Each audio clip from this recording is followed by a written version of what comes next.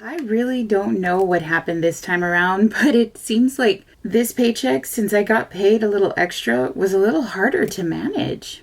Hello and welcome for another episode of My Chaotic Budget. My name is Sandra, and on this channel we do all things budget related when it comes to mine and my husband's paycheck. And in this episode, we are going to do check-in number 2 for paychecks July 24th and the 30th. The 30th is tomorrow, or in this instance, today, and I need to plan for it. If I don't plan now, then it's going to get out of my hands and it will become even more chaos than what I can handle. That's what I'm going to do. Let's go ahead and do our check-in. Okay, so if we take a look here, we have our July 24th paycheck. All of the bills that we needed to take care of have been taken care of, and here all of our savings and sinking funds have been taken care of. I did have to include the $85, which I did include into our income, and I'm going to see how this all has affected it. I did get paid extra, and since there are some bills that I don't share here,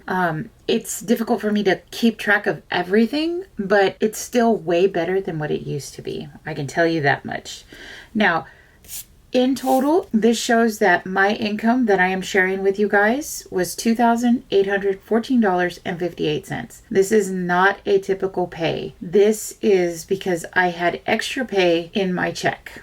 It's the only reason why it is more, which was really helpful considering that we have to plan for my daughter's birthday, we have to plan for school, back to school, and of course we used some of this in advance when we took care of my husband's birthday. So I know that it works out, but at the same time, I'm just like, oh my God. The phrase is not wrong. Mo money, mo problems.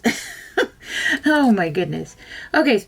So we're going to do a check-in and we're going to see what we've spent so far in each of our categories. For right now, what I'd like to do is just kind of see where we're at when it comes to our GDGS, which is our groceries, dining out, gas, and spending. Those are the 4 main budget areas or categories that I concern myself with. And our biggest problem is not spending. Our biggest problem is dining out. Okay, so we're gonna go ahead and start with groceries.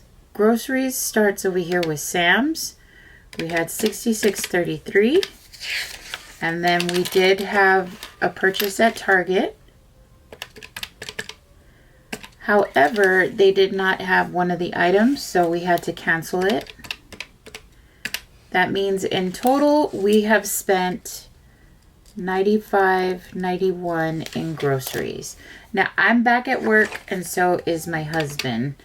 So the dining out is going to start to get crazy. Let's go ahead and add up the dining out now. $40.34, $23.80, $51.57, $33.80, $15.58, and $16.45.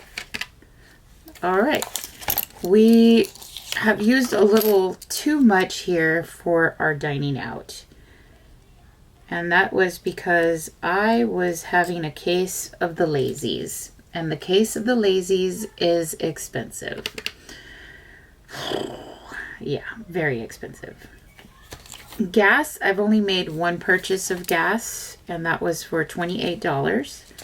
And then for spending, we have my husband's game. We have money that was spent at Circle K, money that was spent at Target, and of course, Dutch Brothers. I love it so much. And another Circle K purchase. $188.23 is what we have used in our spending so far. If everything adds up correctly, our numbers should balance out. I have a feeling they're not going to, but I'm going to do everything I can to figure out why.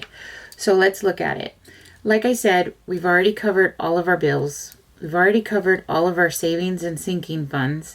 And with the corrections and the additions that were added here, we should have these amounts available to us for the time frame from my payday to my husband's payday. In groceries, we should have, and I'm going to put this over here, what we have left. That was a terrible line. 300 minus the 95.91. We should have 204.09 left. When it comes to dining out, we were negative $1.54. When it comes to gas, we should have $72 left. When it comes to spending, we have $178.48. Now I'm going to see if this totals up to what we have currently in the account. Oh, I'm crossing my fingers. This one was a rough one. So let's see, 204.09 minus $1.54 plus 72 plus 178.48. Oh, thank you. Thank you, thank you, thank you. Oh my gosh, it balanced out. I was so worried. I was so worried it wasn't going to balance. Okay, so I finally did all the corrections that needed to get done. I was so worried that if it didn't add up, I would have to try to figure out where that was. But I've already logged into my bank account. I've already checked everything. And that's because I've been checking in. I have like a routine where I check the expenses in the morning and then at night, and then I see what clears in the morning. And then that way I can check things off. And that's why I use this little column that's over here on this side to check that they've already cleared. And I do only have one that hasn't cleared yet, but that's okay. I'm already expecting it, and we haven't received any emails that the amount's going to change or anything like that. So I know we have that available to us, but it's there waiting. Okay, so that check-in checked out. Excellent. So then we can come over here now and see what's going on as we plan for July 30th. And when you're working on your budget, you should always kind of keep this in mind as well, that you want to make sure that everything balances out, because if you're short in one area, that can't be good, because then you'll have to figure it out and money doesn't just come out of thin air. Okay, we have, let me move this little Post-it over here so I can kind of get an idea of where things are at. Oh, I forgot to put here what my husband's expected paycheck is. I'm not sure what it will be, but I'm just going to put it here, which, if everything is correct, like I said, I'm not perfect, so I will probably have to make corrections. It should be this amount right here, and that's after paying all the bills, including the ones that we don't share with the ones that we do share.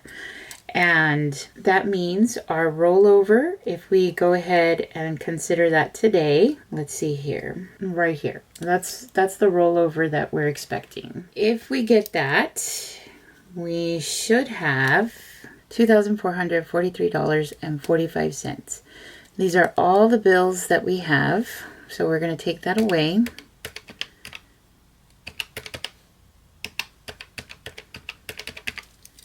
And that leaves us with $18.19.03. We are going to deposit money into the high yield savings account. And that leaves us with this amount, which already doesn't look right. Interesting. Okay.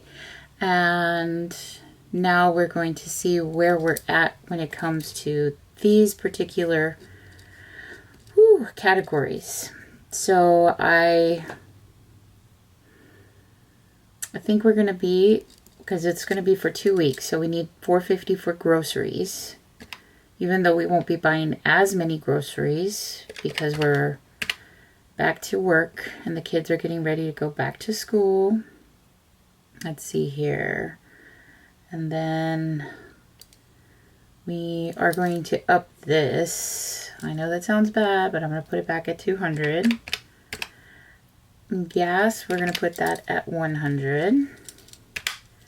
And we should be 984.03 for spending, but that's because we have to put towards birthday, we have to put towards school supplies and clothes, and then of course just have spending money.